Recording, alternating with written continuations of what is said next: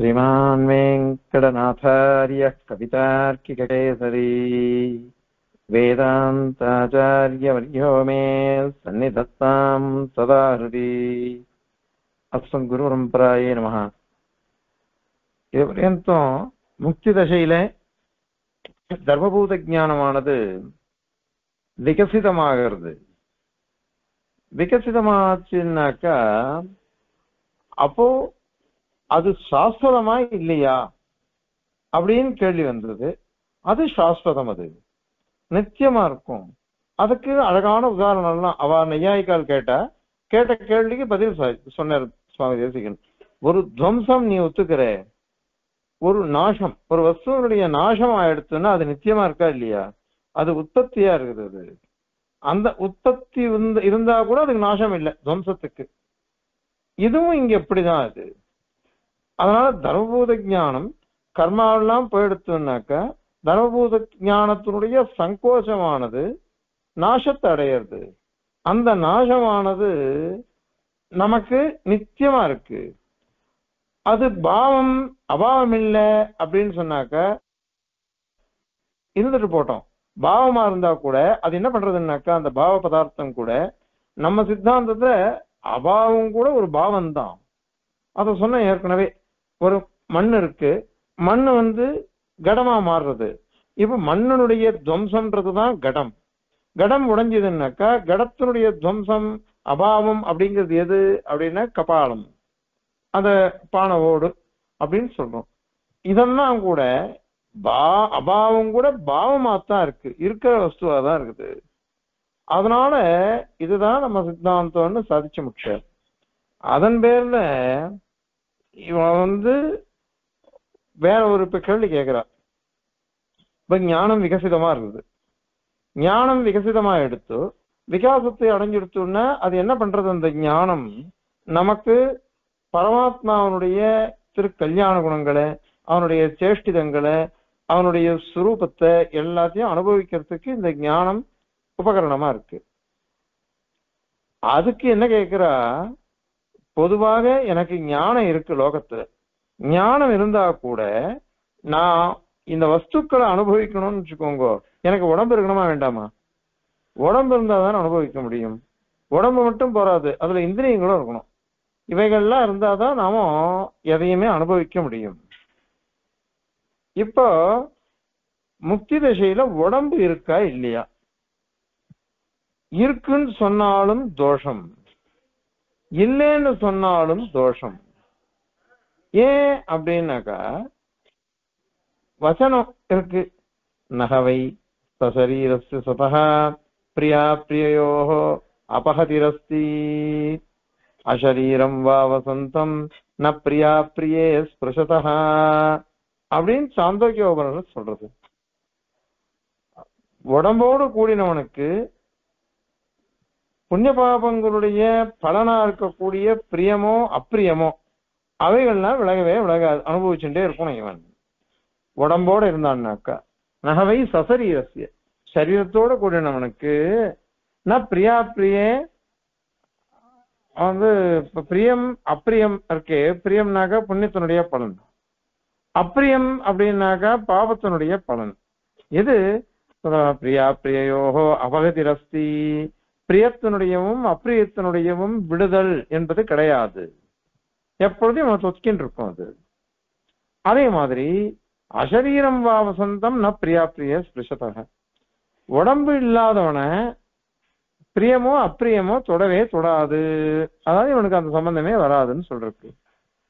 இப்ப நீ உடம்போடு இருக்கான் அப்படின்னு சொன்னியானாக்கா மோட்ச தசையில சரீரம் இருக்கக்கூடாது அப்படின்னு சொல்ற ஸ்ருதிக்கு விரோதம் வரும். அல்லது இவனுக்கு சரீரம் இல்லை அப்படின்னு சொன்னானாக்கா இப்ப இவன் அனுபவிக்கிறது எப்படி? உடம்பு இல்லாம இவன் எப்படி அனுபவிப்பான்? இன்னொன்னு என்ன சொல்றது? ஜக்ஷன் கிரீடன் ரமமானஹா அப்படின்னா வாக்கியம் இருக்கு. ஜக்ஷத்துனாக்கா சாப்பிடுறதுன்னு அர்த்தம். சாப்பிடுறதுன்ற வார்த்தை அது எதனால சாப்பிட முடியும்? ஒரு கையால எடுக்கிறது, கையால எடுத்து வாயில போட்டுக்கிறோம், இதானே. கையால எடுக்கணும்னு இப்ப கை உடம்பே இல்லைன்னா எப்படி எடுப்பான் இவன்? உடம்பே இல்லை, இவன் வந்து எப்படி இவன் எடுப்பான்? எப்படி எடுக்க முடியும்? கை இல்லையே. அதனால சாப்பிடுறதுன்னு நாக்கு வேணுமே, நாக்கு வேணுமே. அந்த நாக்கு வேணுமோ இல்லையோ, அது இந்திரியம் இல்லையோ. நாக்கு வேணும்னா அந்த நாக்குக்கு இது வேணுமா வேணாமா? இந்திரியம், இந்திரியத்துக்கு நாக்கு. அதனால இவன் எப்படி சாப்பிட முடியும், எப்படி பேச முடியும், எப்படி ரமிக்க முடியும், எப்படி விளையாட முடியும்? கிரீடன்னு ரமமானஹா அப்படின்லாம் வாக்கியம் இருக்கே, அது வந்து சரியாவே வரலையே. அதுக்கு நீங்க என்ன சொல்லுவீங்கோ அப்படின்னு அவ கேட்கிறா. சரி, உடம்பு இல்லை அப்படின்னு சொன்னாக்க, உடம்பு இல்லைன்னு சொன்னாக்க அதுவும் தோஷம் வந்துடும். உடம்பு இல்லைன்னு சொன்னாக்க இந்த தோஷம்லாம் சொன்னோம். எப்படி அவன் அனுபவிப்பான், எப்படி விளையாடுவான், எப்படி சாப்பிடுவான் அப்படின்லாம் சொல்லிட்டோம். இப்ப மேல என்னன்னா, இருக்கு அப்படின்னு சொல்லிட்டாக்க, உடம்பு இருக்கு இவன் அனுபவிக்கிறான் அப்படின்னு சொன்னாக்க அதுவும் விரோதம் வருது. என்ன விரோதம் அப்படின்னா, முக்தி திசையில உடம்பு இருக்குன்னு சொல்லிட்டா புண்ணிய பாபங்கள்லாம் விலகலைன்னு அர்த்தம், விலகலைன்னு அர்த்தம், விலகலைன்னு அர்த்தம். அப்ப விலகலைன்னு அர்த்தம்னாக்க அவனுக்கு எப்படி மோட்சம் கிடைக்கும்? மோட்சமே கிடைக்காதே, மோட்சமே அவனுக்கு கிடைக்காம போயிடும். அதனால் நீங்க இப்படி சொன்னாலும் விரோதம் வருது, அப்படி சொன்னாலும் விரோதம் வருது. இப்படி விரோதம் வருதுனால இதுக்கு என்ன சமாதானம் சொல்றது அப்படின்னு கேள்வி வருது. அதற்கு பதில் இந்த ஸ்லோகத்தினால சாதிக்கிறார். என்ன சாதிக்கிறார் அப்படின்னாக்க, இது வந்து வாஸ்தவம் தான் நீ கேட்கறது. இங்க வந்து கர்மா, உடம்பு இருந்ததுன்னு கர்மா இருக்குன்னு அர்த்தம், உடம்பு இல்லைன்னாக்கா கர்மா இல்லைன்னு அர்த்தம் அப்படின்னு நீ சொன்ன பாரு. அந்த வியாப்தியே தவறு, அந்த வியாப்தியே தப்பு. நீ சொல்றதே அது தவறு. அது ஏன் அப்படின்னாக்கா, உடம்புக்கும் இந்த இதுக்கும் சம்பந்தம் கிடையாது. பகவானுக்கு திருமேனி இருக்கு, பகவானுக்கு திருமேனி இருக்கு. அந்த திருமேனிக்கு கர்ம சம்பந்தம் கிடையாது. ஏன்னா கர்ம விஷயத்துவம்னு ஒண்ணு இருக்கு பாருங்க, அதுதான் உபாதி. நமக்கு நம்ம சம்சார திசையில இருக்கோம், சம்சார திசையில இருக்கிறதுனால நமக்கு கர்ம விஷயத்துவம் இருக்குது. அந்த கர்ம விஷயத்துவம் இருக்கிறதுனால நமக்கு இந்த புண்ணிய பாப பலன்கள்லாம் அனுபவிக்கிறோம், அதுக்கு உடம்பு வேணும் அப்படின்னு சொல்றோம். ஆனா இங்க வந்து முக்தி திசையில அந்த மாதிரி தேவை இல்லையே, கர்ம விஷயத்துவமே நமக்கு கிடையாது. ஏன்னா கர்ம விஷயத்து நமக்கு தேவையில்லை. கர்மானா போனாதான் அது வரும். அது பெருமானை பத்தி சொல்லச்சு ஒரு வாக்கியம் சொல்றது, பஷ்யதி அச்சக்ஷுஹு, பஷ்யதி அச்சக்ஷுஹு ச சுருணோதி அகர்ணஹா அப்படின்னு இருக்கு. அவன் கண்ணில்லாமலே பார்க்கிறான், காதில்லாமலே கேட்கிறான் அப்படின்னு அங்க இருக்குது.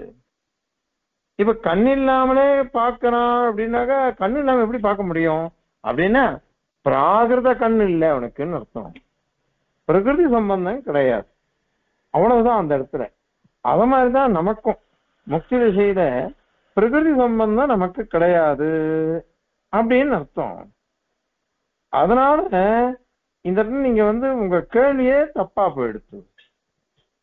கர்ம விஷயத்துவன்றது உபாதி, அது இருந்ததுன்னா நமக்கு வந்து உடம்பு இருக்கு. இது பிராகிருத உடம்பு. இந்த இடத்துல பிராகிருத உடம்பு நம்ம சொல்லவே இல்லையே. அதனால உடம்பு இருக்கு அல்லது உடம்பு இல்லை அப்படின்னாக்கா ரெண்டு வாக்கியத்துக்கு நம்ம அர்த்தம் சொல்லணும். ஜக்ஷத்து கிரீடன் ரமமானஹான்னு ஒரு வாக்கியம் இருக்கு, அதுக்கு உடம்பு தேவை. அத மாதிரி அசரீரம் வாசந்தம் ந பிரியா பிரிய ஸ்பிருசதா அப்படின்னு ஒரு வாக்கியம் இருக்கு, அதுக்கு உடம்பு இல்லைன்னு அர்த்தம். ரெண்டுத்துக்கு விரோதம் வருது. அதுக்கு என்ன சொல்றது அப்படின்னாக்கா, ரெண்டு நிலை இருக்கு, சசரீரத்துவம் அசரீரத்துவம் அப்படின்னு ரெண்டு நிலை இருக்கு. இந்த ரெண்டு நிலையுமே எதனால வருதுன்னாக்கா இவனுடைய சங்கல்பத்தினாலதான் வருது. இவன் ஆசைப்பட்டான்னா வரும், ஆசைப்பட்டான்னா வரும். அது இதுக்கு பிரம்மசூத்திரத்திலேயே அபாவாதிகரணம் அப்படின்னு ஒரு அதிகரணம், 4வது அத்தியாயம் 4வது பாதம் 5வது அதிகரணம் அபாவாதிகரணம். கடைசி அதிகரணம் ஜெகத் வியாபார வர்ஜ அதிகரணம், அதுக்கு முதல் அதிகரணம். மொத்தத்துல சாஸ்திரத்துல 155வது அதிகரணம். இந்த அதிகரணத்துல பாதரி மகர்ஷி உடம்பு இல்ல அப்படின்னு சொல்லிட்டார். அபாவம் பாதரிராக ஏவம் அப்படின்னு சூத்திரம். ஆனால் ஜெய்மினி மகர்ஷி என்ன சாதிச்ச, பாவன் ஜெய்மினிர் விகல்பா மனநாத். அங்க ஒரு வாக்கியம் இருக்கு சாந்தோக்கிய இடத்துல, ஏகதா பவதி, திருதா பவதி, பஞ்சதா பவதி, சப்ததா பவதி, சஹசிரதா பவதி அப்படின்னு இருக்கு. ஒன்னா இருக்கான், 3ஆக இருக்கிறான், 5ஆக இருக்கிறான், 7ஆக இருக்கிறான், 1000ஆக இருக்கிறான் அப்படின்னு இருக்கு. இது ஆத்மஸ்வரூபத்துல வராது.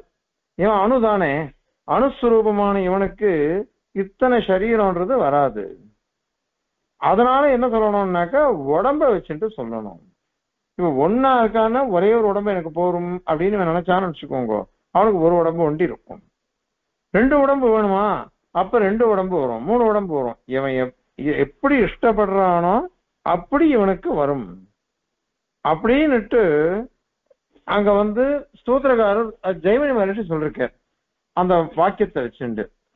ஆனால் சூத்திரக்காரர் என்ன சொல்லிட்டாருன்னா, வியாசர் துவாதசாகவது உபயவிதம் பாதராயனோ அத்தஹ, ஸ்ருதி சொல்லிடுத்து.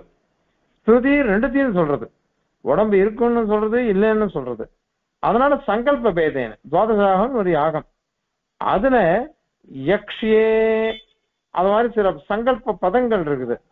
அந்த சங்கல்ப பதங்களை வச்சுண்டு சொன்னாக்க சத்திரம் அஹீனம் அப்படின்லாம் அதுக்கு பேர் உண்டு. அந்த விஷயம் இப்ப நம்ம முக்கியம் இல்லை, இதை தெரிஞ்சுட்டா போறோம். இவன் ஆசைப்பட்டான்னாக்க இவனுக்கு இது உண்டு, சரீரம் உண்டு. இவன் ஆசைப்படலையா இவனுக்கு சரீரம் கிடையாது அப்படியே நாங்க சூத்திரக்காரன் சொல்லிட்டார். துவாதசாவது உபயவிதம் பாதராயனோதா அப்படின்னு சாதிச்சுட்டேன். அதனால நீங்க அதை கொண்டு பாருங்க. அப்படி பார்த்தாக்கா இவன் இஷ்டப்பட்டான்னாக்கா ஆசைப்பட்டான்னாக்கா இவனுக்கு சரீரம் உண்டு, இவன் இஷ்டப்படலைன்னா சரீரம் இல்லை. அதனால இந்த உபயவிதமான ஸ்ருதிகள், அந்த ஸ்ருதிகளுக்கு பாதம் இல்லாம பார்க்கணும். நம்ம சாஸ்திரீக பிராமணியவாதிகள், அந்த சாஸ்திரத்துக்கு ஒரு சின்ன தோஷம் கூட வரக்கூடாது. அதனால பாதம் இல்லாததுனால 2 இருக்கு. இவனுடைய முக்தனுடைய இஷ்டம் என்னவோ அதுக்கு அனுகுணமா இருக்குது. அது எப்படி சொல்லுவேன் அப்படின்னா, அங்க வாக்கியம் தஸ்ய சர்வேஷு லோகேஷு காமச்சாரோ பவதி அப்படின்னு இருக்கு. காமச்சாரோ பவதின்னாக்க அவன் இஷ்டப்படி நடந்துக்கிறான், எல்லா லோகத்துக்கும் வருவான். இவன் மோட்சத்துக்கு போயிருக்கான், மோட்சத்துக்கு போனா சிவைகுண்டம், அந்த சிவைகுண்டத்துல நிம்மதியா இருக்க வேண்டியவன் அவன் ஆசைப்பட்டான்னு வச்சுக்கோங்க, இந்த லீலா விபூதியை நம்ம பார்க்கணும், நாம முன்னாடி எங்கெங்க இருந்தோமோ அதெல்லாம் பார்க்கணும் அப்படின்னு ஆசைப்பட்டான்னாக்கா அங்கேருந்து இவன் கிளம்பி வந்துருவான். இவன் இஷ்டப்படி வரலாம், பார்க்கச்சே அவனுக்கு இதுல ஒட்டாது. முன்னாடி வந்தது கர்ம சம்பந்தத்தினால வந்தான், இப்ப அப்படி இல்லை. கர்ம சம்பந்தம் இல்லாமல் இவன் தன்னுடைய இச்சையினால வரான். தச சர்வேஷு லோகேஷு காமச்சாரோ பவதி அப்படின்னு இருக்கு. அதனால இவன் ஆசைப்பட்டான்னாக்கா அது நடந்தே தீரும். ஏன்னா முக்தி திசையில கூட அவன் சத்திய சங்கல்பன் அப்படின்னு இருக்கு. ஏன்னா பிரஜாபதி வாக்கியத்துல ய ஆத்மா அபகதபாத்மா விஜரோ மிருத்யு விஷோக விஜிகித்ச அபிபாச சத்தியகாம சத்திய சங்கல்ப அப்படின்னு இருக்கு. அங்க சத்திய சங்கல்பன்னு பதமே இருக்கு. இவன் சத்திய சங்கல்பனா இருக்கான் முக்தி திசையில. அது என்னது, இப்ப இருக்க கூடாதான்னா இப்ப இருக்காது, கர்ம சம்பந்தம் இருக்கிறதுனால இப்ப வராது. அதையும் சூத்திரக்காரரே உத்தராச்சேத் ஆவிர்பூதஸ்வரூபஸ்து அப்படின்னு தகராதிகரணத்துல சாதிச்சிருக்க. தகராதிகரணத்துல ஆவிர்பூத ஸ்வரூபனா இருக்குச்சே இந்த 8 குணங்களும் இவனுக்கு வந்துடும் அப்படின்னு பல திசையை சொல்றக்கு. பல திசையை சொன்னதுனால அந்த சமயத்துல அவனுக்கு சத்திய சங்கல்பத்துவம் உண்டு. அப்படின்னு அப்பிரதிஹத சங்கல்பன் அப்படின்னு அர்த்தம். இவன் சங்கல்பிச்சுட்டான்னா அதுக்கு எதிர்த்தட்டே கிடையாது, அதை ஒன்றும் பண்ணவே முடியாது. பகவான் எப்படி சத்திய சங்கல்பனா இருக்கானோ அது மாதிரி இவனும் இருக்கான். ஒரே ஒரு வித்தியாசம், எம்பெருமானுக்கு அதீனமாக இவன் சத்திய சங்கல்பனா இருப்பான், அவனும் பகவானோ சுதந்திரனாக இருப்பான். அதனால இவனுடைய இச்சை இருக்கு பாருங்க முக்தனுக்கு, அந்த இச்சையானது என்னைக்குமே இதுவாகாது, தடுக்கப்பட முடியாது, அப்படி இருக்கும் அது. அதனால பகவான் நினைச்சான திருமேனியோட இருக்கான், இல்லாத போனா திருமேனி இல்லாம போறான். அவன் அவன் இஷ்டப்படுறதுதான். அந்த மாதிரிதான் இவன் முக்தன் சசரீரத்துவமும் உண்டு அவனுக்கு, அசரீரத்துவமும் உண்டு. அது எப்படின்னா அவனுடைய இச்சையினாலதான், சங்கல்பத்தினாலதான் அது. சரி, இப்போ இச்சை அப்படின்னாக்கா எதுக்கு? தனக்கு இல்லாதத, தனக்கு ஒண்ணு இல்லைன்னா அதை அடையணும், அப்பதானே இச்சைன்றது வரும். அது எனக்கு ஒண்ணு இதுவரையும் இல்லாத நான் அடையிறேன், அப்ப இல்லாத நான் அடையணும்னு ஆசைப்பட்டேன்னு வச்சுக்கோங்க, அப்போ இந்த சங்கல்பன்றது வரும். இப்ப இவன் முக்தி தசையில எல்லாத்தையும் அடைஞ்சவன் தானே பேரு. சர்வான் காமான் சமஸ்னுதேன்னு சொல்றோம், எல்லாத்தையும் அடையலான்னு சொல்லும் பொழுது அப்போ இவனுக்கு எப்படி இச்சை வருது, உடம்பு ஆசைப்படுறான் அப்படின்னா கேள்வி வருது. அது அப்படியானாக்கா இவன் பரிபூர்ணம் இல்லையே, அபரிபூர்ணனா ஆயிடுவானே அப்படின்னாக்கா அதுவும் தப்பு. பரமாத்மா மாதிரி தான். இதுல சொல்லும் பொழுது இவன் அவார்த்த சமஸ்த காமனா எழுந்துள்ள இருக்கான் எம்பெருமான். அவார்த்த சமஸ்த காமன் தானே. அவார்த்த சமஸ்த காமனுக்கு இது எப்படி இது வந்தது? இது வேணும் அது வேணும்னு அவன் சங்கல்பிச்சு எல்லாத்தையும் எடுத்துக்கிறான்னு சொல்றீங்களே, அது எப்படி வரும் அப்படின்னு கேள்வி வந்ததுன்னாக்கா அதுக்கு சுவாமி என்ன சொல்ற, இந்த அவாப்த சமஸ்த காமத்துவம்னா என்ன அர்த்தம்னாக்கா அபிமத சமயே சித்திதஸ்து ஆப்த காமஹா அப்படிங்கிற சாராவடியில இங்க பின்னாடி நாயகசனம் வரப்போறது, அதுலயும் சாதிக்க போற. இது மாதிரியே அவாப்த சமஸ்த காமத்துவம்னாக்கா அதாவது எல்லாத்தையும் அடைஞ்சிடானா எல்லாத்தையும் இப்ப இருக்கிறதுன்னு அர்த்தம் இல்லை. ஒரு மகாராஜா இருக்கான், எல்லா ஐஸ்வர்யமும் அவனுக்கு இருக்கு, எல்லா ஐஸ்வர்யமும் இருந்தா கூட உடனே அவன் அடைஞ்சுட்டான், ஒரே சமயத்துல அத்தனை சுகத்தையும் அனுபவிக்கிறான்னு அர்த்தம் கிடையாது. அவன் என்ன பண்றான்னா எப்போ எதை அனுபவிக்கணும்னு ஆசைப்படுறானோ அப்ப அவனுக்கு அது எல்லாம் கிடைச்சிடும் அப்படின்னு அர்த்தம். அபிமத சமயே சித்திதஸ்து ஆப்த காமஹா, அபிமத சமயே அவனுக்கு எப்ப ஆசை இருக்குதோ அந்த சமயத்துல அவனுக்கு சித்திக்கிறது, அதனால அவன் ஆப்த காமன் அப்படின்னு அவனுக்கு பேரு, அவாப்த சமஸ்த காமன்னு பேரு. அந்த மாதிரிதான் இவனுக்கும். இவனும் எப்போ ஆசைப்படுறானோ அப்பதான் அது. தனக்கு இச்சையே இல்லைன்னாக்கா அப்ப எதுக்கு ஆசைப்பட போறான்? தனக்கு இச்சை எப்ப இருக்கோ, தனக்கு இது வேணும்னு ஆசைப்பட்டான்னாக்கா அப்பதான் அவன் சங்கல்பிப்பான். இவன் இஷ்டப்படலைன்னாக்கா இவன் சங்கல்பிக்கவே மாட்டான். அதனால அவாப்த சமஸ்த காமனா இருந்தா கூட தனக்கு சுவார்த்த இச்சை எப்ப இருக்கோ அப்பதான் இவன் அடைவான்.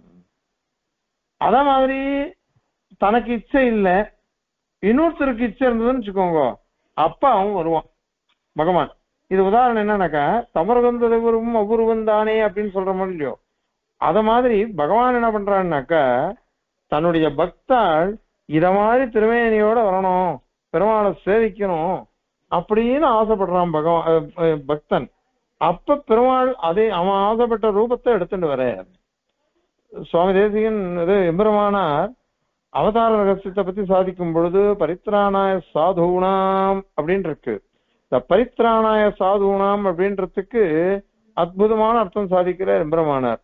எல்லாரும் என்ன நினைச்சுட்டு இருக்காருனாக்கா சாதுக்களை ரட்சிக்கிறது அப்படின்னா அசுராள்லாம் இருக்காளே, ராட்சசால் துஷ்டாள், அவாகிட்டே இருந்து காப்பாத்துறதுன்னு அர்த்தம் பண்ணிட்டு இருக்கா. அது இல்ல சாய்க்கல எம்பெருமானார். எம்பெருமானார் சாதிக்கிறது என்ன அப்படின்னாக்கா இத மாதிரியாக இவன் ஆசைப்படுறானோ பெருமாளை பார்க்க முடியலன்னா அவனால பிராணனை தரிக்க முடியாது, ஆத்ம தாரணமே முடியாது. அந்த சமயத்துல பெருமாள் என்ன பண்றாருன்னா அவன் முன்னாடி நிக்கிறார். பெருமாளோட பேச முடியாதுன்னா அவனுக்கு ரொம்ப முடியாது, பேச முடியலன்னு அவன் பிராணனை தெரிவிக்க மாட்டான். அதனால பெருமாள் இருந்து பேசுறாரு அவன்கிட்ட. பெருமாளுடைய பிரவൃத்திகளை கண்ணால பார்க்கணுமா, சந்தோஷப்படணுமா. அதை பார்க்கலன்னா அவனால பொறுக்க முடியாது. அதுக்கோசரம் பெருமாள் சேஷ்டிதங்களை பண்றான். இது அத்தனையுமே என்ன, சுவார்த்தம் இல்லை, பரார்த்தம். அவன் தன்னுடைய பக்தன் ஆசைப்படுறான், அதுக்கோசரம் அப்படி. அத மாதிரிதான் முக்தாள்லாம். இப்போ நாமும் அந்த இதுல முக்தி திசையில நாம எப்படி அனுபவிப்போம் பெருமாள்னா, குருக்கள் குழாங்களுடன் தான் நம்ம அனுபவிக்க முடியும். யார் யாரு எந்தெந்த ஆச்சாரியர்கிட்ட பரதவரணம் பண்ணிட்டு இருக்காளோ அந்த பரநியாச ஆச்சாரியர் இருக்காரு, அவரோட சேர்ந்துதான் பெருமாளை அனுபவிக்கணும். அவரோட சேர்ந்து அவர் திருவிழாத்திலிருந்து தான் சேவிக்கணும். அப்போ ஆத்மஸ்வரூபம் தெரியுது. திருவேணி தெரியணுமா வேண்டாமா? அந்த திருவேணியை வச்சுட்டு தான் நம்ம அனுபவிக்கணும். அப்ப நம்ம ஆசைப்படுறோம்னு வச்சுக்கோங்க, அப்ப பாகவதாளுக்கு தெரியணுமா வேண்டாமா? பரஸ்பரம். அந்த மாதிரி சமயத்துல திருமேனி எடுத்துப்பான், இவன் உடம்பு எடுத்துப்பான் இந்த முக்தன். அந்த மாதிரி பெருமாளுக்கு தன்னுடைய உடம்புனால கைங்கரியம் பண்ணணும்னு ஆசைப்படுறான். அப்போ அவனும் ஆசைப்படுறான். அந்த மாதிரி பகவான் பல்லாண்டு பல்லாண்டு பாடணும், ஜெயகதி பகவான் சொல்லணும். அது சொல்லச்சே வாகிந்திரியம் வேணும். வாகிந்திரியம் வேணும்னா அந்த இந்திரியத்துக்கு ஆசிரியமான உடம்பு வேணும். அந்த உடம்பெல்லாம் வேணும்னா அப்ப அவன் எடுத்துக்கிறான். இது சுவார்த்தம் இல்லாட்டா கூட பகவான் ஆசைப்படுறான். தன்னுடைய சக பாகவதால் இருக்காளே அவன் ஆசைப்படுவா. அந்த மாதிரி இடத்துல அவன் பண்ணிப்பான். அதனால இது தோஷம் இல்லை, இதுதான் குணம். இது அந்த மாதிரிதான் முக்தாத்மா கூட லோக. அதனாலதான் பாருங்க, கலவு குல பவிஷ்யந்தி நாராயண பராயணாக கொஜன் கொஜன் மகாபாக திரமிடேஷ பூரியாக தாமிரபர்ணி நதி எத்திர கிருதமாலாபயஸ்வினி காவேரீச்ச மகாபாகா பிரதீச்ச மகாநதின்னு சுவாமி எடுத்திருக்கார் குரு பரம்பராசாரத்துல. இப்ப இவ ஏன் அவதரிக்கணும்? இந்த ஆழ்வாராச்சாரியர்கள் அவதரிக்கிறா. ஏன் அவதரிக்கணும் அப்படின்னாக்க இந்த ஒரு காரணத்துக்கோசரம் தான். நமக்கெல்லாம் ஹிதத்தை பண்ணணும், நமக்கெல்லாம் ஹிதத்தை பண்ணணும்ன்ற ஒரே காரணத்துக்கோசரம் அவள்லாம் அவதரிக்கிறார். நித்திய சூரிகள் பெருமாளுடைய திவ்யமான திருவாபரணங்கள், திவ்ய ஆயுதங்கள், அந்த ரூபத்தை இந்த திருவேணியா எடுத்துட்டு இவாள்லாம் அவதரிக்கிறார் நித்திய சூரிகள். அது எதுக்கு அப்படின்னாக்க நம்மள மாதிரி இருக்கிறவாளுக்கு ஹிதத்தை பண்ணணுன்றதுக்கோசரம் தான். இது சுவார்த்தம் இல்லை, பரார்த்தம் தான். பகவான் எப்படி திருமேனியெல்லாம் இடத்துண்டு மனப்பறிப்போடு அழுக்குமாரிட சாதியில் தான் பிறந்து தனக்கு வேண்டிருக்கொண்டு தான் தன சீற்றத்தினையும் முடிக்கும் அப்படின்னு சொல்றோமோ, அந்த மாதிரி பாகவதான அந்த மாதிரி எடுத்துக்கிறார் முக்தாத்மாக்கள்லாம் கூட. அத மாதிரிதான் ஈஸ்வரனுக்கு லீலையா இருக்காது. அதனால இவெல்லாம் முக்தாத்மாக்கள்லாம் கூட உடம்பு எடுத்துப்பா. அதனால இவ ஆசைப்பட்டான்னாக்கா உடம்பு எடுத்துக்கிறா, ஆசைப்படலைன்னா உடம்ப எடுத்துக்க மாட்டா, அது இல்லாமலே பண்ணுவா. சரி, இப்போ அசரீர ஸ்ருதி இருக்குது, சசரீர ஸ்ருதி இருக்கு. உடம்போட இருக்கா முக்தாள் அப்படின்னுட்டு ஒரு வாக்கியம், உடம்பே கிடையாதுன்னு இன்னொரு வாக்கியம். ரெண்டுத்துக்கும் நீங்க அர்த்தம் சொல்லணுமா வேண்டாமா? இவ ஒரு விஷயத்துக்கு சொல்லிட்டீங்க, உடம்போட இருக்கவா அப்படின்றதுக்கு பதில் சொல்லிட்டீங்க. உடம்பு இல்லாததுன்ற அசரீரம் சொந்தம்ன்றது அதுக்கு என்ன பதில் அப்படின்னாக்கா அதுக்கு ஒரு பதில் சொல்லணும் இல்லையோ? அது ஒண்ணும் இல்லை, கர்மாதீனமான சரீரம் இல்லை. ஏன்னா இவன் பகவான மாதிரி இருக்கான். சவயச இவையே நித்திய நிர்தோஷ கந்தாக அப்படின்னு நித்திய சூரிகளை பத்தி சொல்றது. நித்திய சூரிகள் சவயஸ்காலா இருக்கலாம்.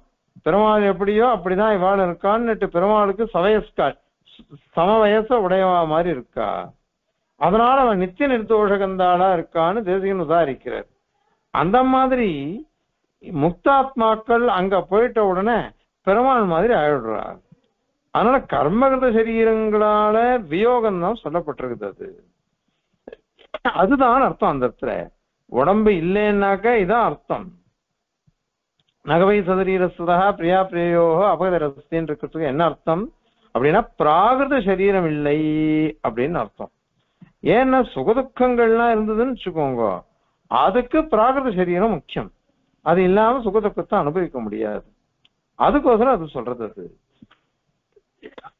ஆனால் அந்த மாதிரி சரீரமானது முக்தாத்மாவுக்கு கிடையவே கிடையாது. அதனால தோஷமே கிடையாது. முக்தாத்மாக்களுக்கு அது மாதிரி அந்த சரீரமே கிடையாது. இப்ப இவா கேக்குறான், நீ உடம்பு உண்டுன்னு சொல்லிட்டியானாக்கா முக்தனானவன் துக்கத்தை உடையவன்.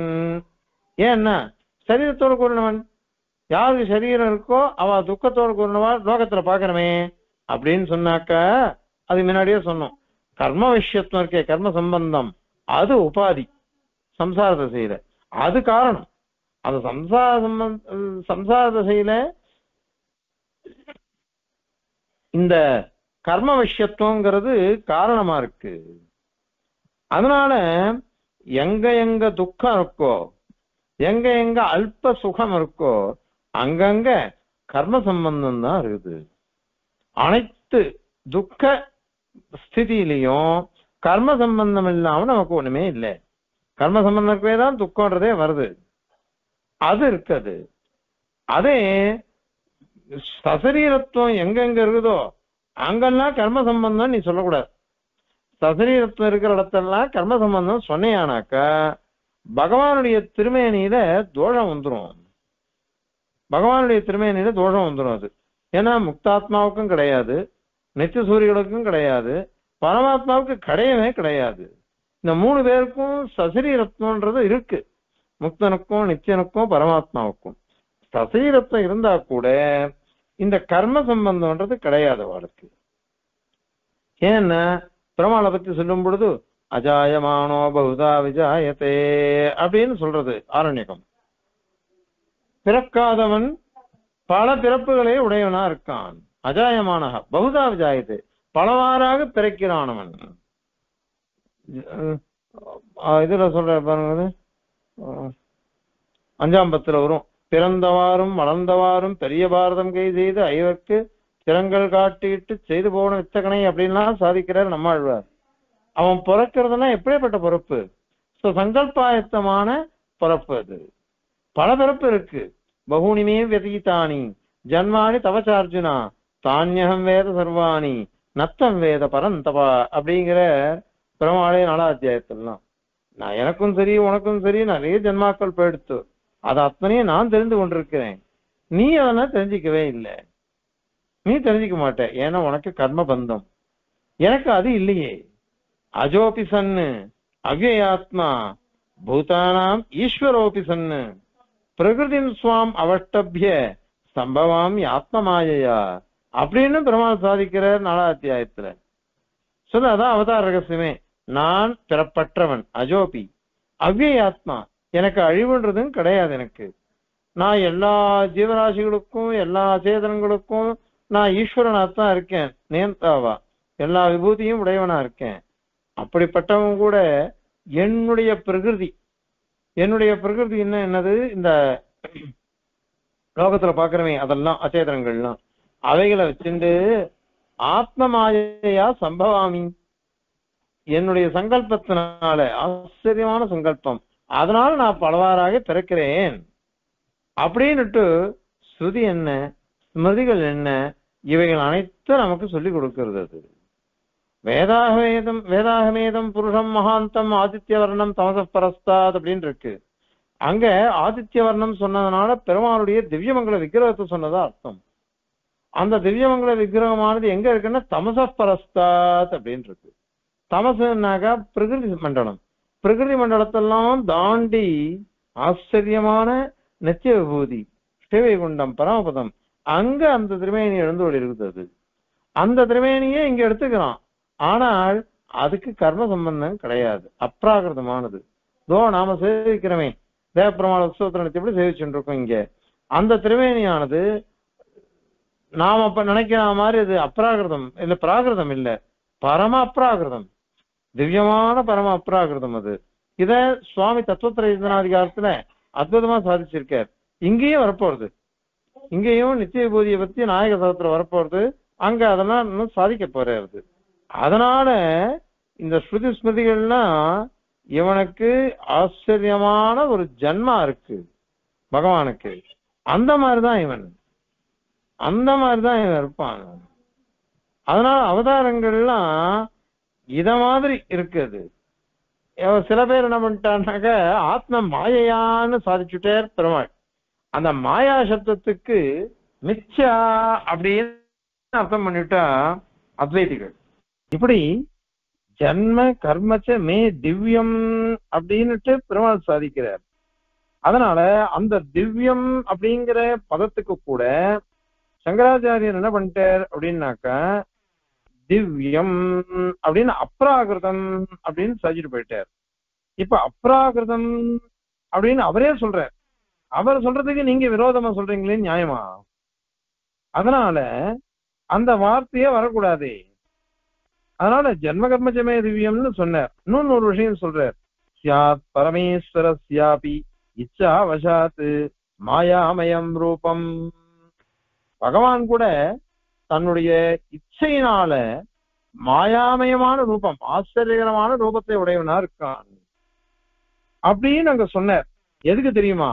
சாதகானுகிரகார்த்தம் அப்படின்னு பிரம்மசூத்திரத்தை வியாக்கியானத்துல அவர் சொல்றார்.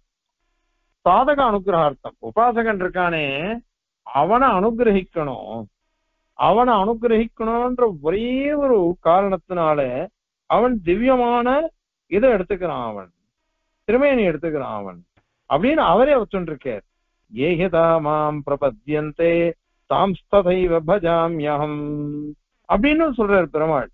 அதனால என்னை எப்படி இவா அடையிறாளோ அத மாதிரியே அவனை நான் அடையிறேன். அதாவது எப்படி என்ன ஆசைப்பட்டு என்னுடைய திருமேனி எப்படி ஆசைப்படுறாளோ அந்த மாதிரி திருமேனி எடுத்துட்டு அவகிட்ட நான் போறேன். ஏன்னா தமர் வந்தவரும் அவ்வொருவன் தானே, அதுதான் இந்த இடத்துல பாகவதாளுக்கு என்ன இச்சையோ அதுதான் பெருமாளுக்கு பிடிக்கும்.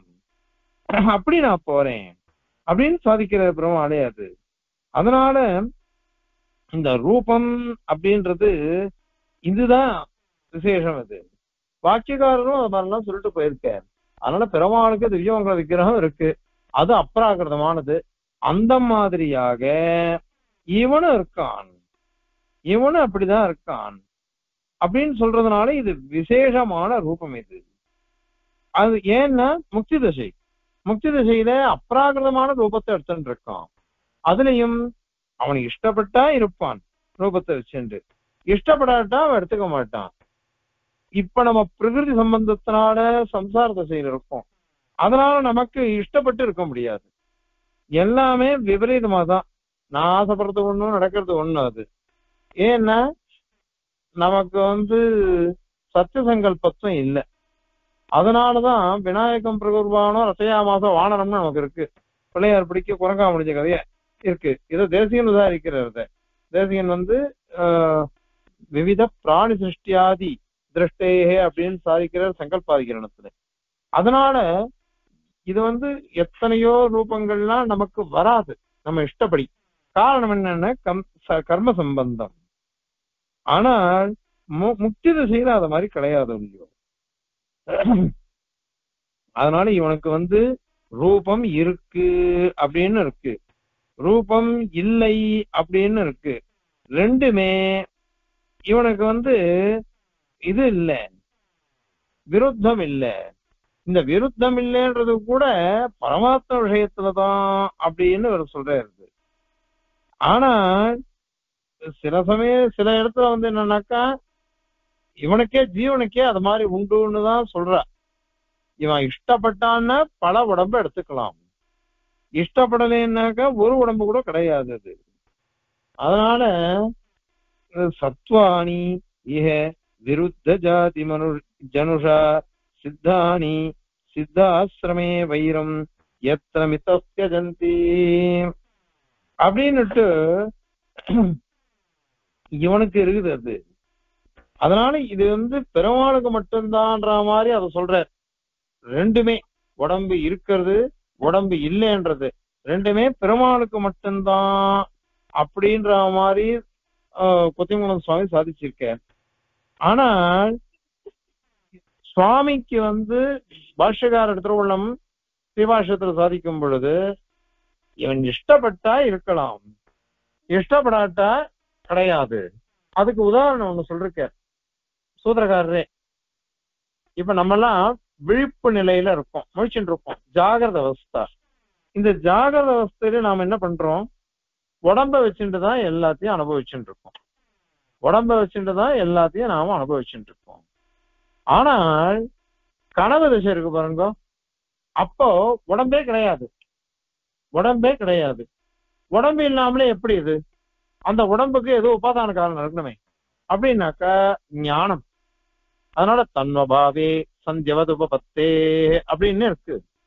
அதனால உடம்பு இருக்கிறது இல்லை அப்படின்றது அப்ராகிருதம் பிராகிருதம் அப்ராகிருதம் பிராகிருதம் அப்படின்ற விஷயம் ஒரு விஷயம், ஒரு மாதிரி சமாதானம்.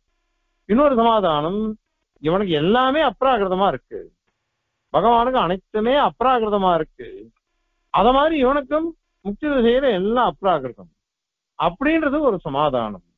ஆக மொத்தத்துல இந்த ரெண்டு நிலையும் அவனுக்கு உண்டு அப்படின்றத இந்த ஸ்லோகத்தினால சாதிக்கிறார். இந்த ஸ்லோகத்தை சேவிச்சு அதனுடைய தாத்பரியத்தை பார்க்கலாம். இப்போ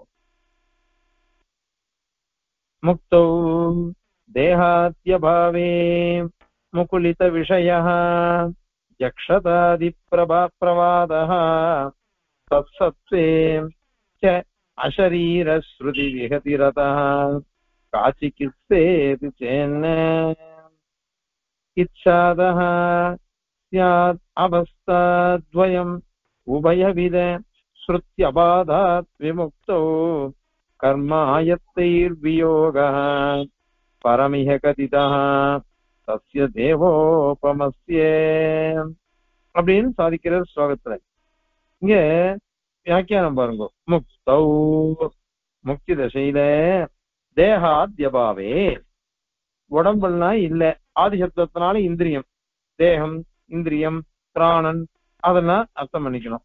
அவைகள் இல்லைன்றது இல்லைன்னாக்கா ஜக்ஷதாதி பிரவாத, ஜக்ஷன் கீழ ஜக்ஷன் சாப்பிடுறது விளையாடுறது ரமிக்கிறது ஆனந்தப்படுறது இதெல்லாம் முகுடித்த விஷயமே இல்லாம போயிடுமே. சாப்பிடுறதுனாக்கா வாயு வேணும், இந்திரியம் வேணும், கை வேணும், எல்லாம் வேணும். கொஞ்சம் அதெல்லாம் இல்லைன்னா எப்படி அனுபவிக்க முடியும்? அதனால அது போயிடும். முக்கியத்த விஷயம், அதாவது விஷயமே இல்லைன்னு ஆயிடும், விஷயசூன்யம் ஆயிடும் இந்த வாக்கியங்களுக்கெல்லாம். அதனால வெறும் ஆத்மாவுக்கு கிரீடைகள்லாம் வராதே, விளையாட்டுலாம் வராதே, அதனால அது தோஷம். தத்சத்வேச்ச உடம்பு இருக்குது அப்படின்னு சொன்னாக்க அப்போ அசரீர ஸ்ருதி விஹதி, அசரீரம் வாவசந்தம் ந பிரியா பிரியஸ்தான் இருக்குது, அந்த அசரீர ஸ்ருதிக்கு விரோதம் வந்துடும். அதனால இந்த ரெண்டுத்துக்கும் எப்படி நீ கேள்வி பதில் சொல்லுவது? அதனால அதக இப்படி பரஸ்பர விரோதம் இருக்கிறதுனால இங்க நீ என்ன சமாதானம் சொல்ல போற? சிகிச்சா, அதற்கு சமாதானம் பரிகாரம் கா, என்ன பரிகாரம் என்ன இருக்குது அப்படின்னு கேள்வி. அதுக்கு பதில் சுவாமி சாய்க்கிறார், இது சேத் என்ன, இந்த மாதிரி கேள்வி கேட்டா அது தவறானது. அது ஏன்னா விமுக்தௌ முக்தி தசையில உபயவித ஸ்ருத்யபாதா, ரெண்டு ஸ்ருதியும் விரோதம் நீ சொன்ன, நாங்க என்ன சொல்றோம், ரெண்டு ஸ்ருதியும் விரோதமே இல்லை, ஒண்ணுக்கொன்னு பாதிக்கப்படல. சரீர சத்பாவமும் இருக்கட்டும் அசத்பாவமும் இருக்கட்டும், அதுக்கு பாதகமே இல்லை. அப்படின்னு அவஸ்தாத்வயம், சசரீரத்துவம் அசரீரத்துவம், இந்த ரெண்டு அவஸ்தைகள் நிலைகளும் முக்தனுக்கு இச்சாதகா முக்தனுக்கு இச்சானுசாரமாகத்தான் வரும். அதுக்குதான் தஸ்ய சர்வேஷு லோகேஷு காமச்சாரோ பவதி அப்படின்ற வாக்கியங்கள்லாம் எடுத்தோம். இது எப்படின்னாக்கா எம்பெருமானுக்கு எப்படியோ அப்படிதான் ஜீவ முக்தாத்மாவுக்கும். ஏன்னா அவனும் சத்திய சங்கல்பனா ஆயிடும், அதனால இது சரியா போயிடும். சரி, அத சொல்லிட்டேன். பரம் பரம் இங்க என்னன்னா முக்தி அவஸ்தையில தேவோபமஸ்ய எம்பெருமானுக்கு சமமா இருக்கக்கூடிய இந்த ஜீவன், அவன மாதிரி இருக்கிறவன் இவன், அந்த முக்தனுக்கு கர்மாயத்தம் கர்மாவனால ஆன கர்மகிருத சரீரங்கள்னால வியோக கதிதா, உடம்பு இல்லை அப்படின்னா என்ன அர்த்தம்? கர்மாதீனமான உடம்பு இல்லை, பிராகிருத சரீரம் இல்லை அப்படின்னு அர்த்தம். அது அதுதான் ஸ்ருதியில சொல்றது. அசரீர ஸ்ருதி இதுதான். நகவி சதுரீர சுல்லா பிரியா பிரியோ அபகதிரஸ்தி அப்படின்னு சொல்றது. இது பிராகிருத சரீரம் அப்ராகிருத சரீரம் இந்த ரெண்டுமே இவனுக்கு இருக்குன்னு சொல்ல முடியாது. பிராகிருத சரீரம் இல்லை, அப்ராகிருத சரீரம் இருக்கு. அதுலதான் தாத்பரியம். அந்த தாத்பரியத்தை புரிஞ்சுட்டா போறோம். அதனால உடம்பு இருக்கு, உடம்பு இருந்ததுன்னு இவனுக்கு துக்கம் இருக்குன்னு நீ சொல்லாத. அந்த மாதிரி வியாப்தி சொல்லக்கூடாது. ஏன்னா கர்ம சம்பந்தம் இருந்தாதான் இந்த பிராகிருத சரீரம் வரும். அதனால துக்கங்கள்லாம் இவனுக்கு சம்பவிக்கும். அதனால அந்த மாதிரி பார்த்துட்டேன்னாக்க எந்த விரோதமும் இல்லை. ஆக ரெண்டு ஸ்ருதியும் சரியான தாத்பரியத்தை உடையது அப்படின்னு இது அர்த்தமே தவிர்த்து விரோதத்தோட கூறினது அதனால இவனுக்கு உடம்பு வர கிடையாது அல்லது இவனுக்கு முக்தியே வராது அப்படின்லாம் சொல்லக்கூடாது. அத மாதிரி எம்பெருமான் விஷயமாகவும் திவ்யமானது அப்ராகிருதமானது அத மாதிரிதான் நமக்கும் வரப்போறது முக்தி திசையில. அதனால இந்த கிரமத்துக்கோசரம் தான் இருக்குது. அதனால அப்ராகிருதமான சரீரம் இவனுக்கு இருக்கு, அது எப்பொழுதும் இருக்கும், அதுவும் இவனுடைய இச்சையினாலேயே இருக்கும் அப்படின்னு இங்க சாதிக்கிறது. இப்போ ஸ்லோகத்தை சேவிக்கலாம். முக்தோ தேகாத்யபாவே முகுலித விஷயः ஜக்ஷதாதி பிரவாதः தத்சத்வேச்ச அசரீர ஸ்ருதி விஹதிः அத்தः காச்சிகித்சேதி சேன்ன இச்சாதः ஸ்யாத் அவஸ்தாத்வயம் உபயவித ஸ்ருத்யபாதாத் விமுக்தோ கர்மாயத்தை வியோகः பரமிஹ கதிதः தஸ்ய தேவோபமஸ்ய கவிதார்க்கிக சிம்ஹாய கல்யாண குணசாலினே ஸ்ரீமதே வெங்கடேஷாய வேதாந்த குரவே நமः. அஸ்மத் குரு பரம்பராயே நமः.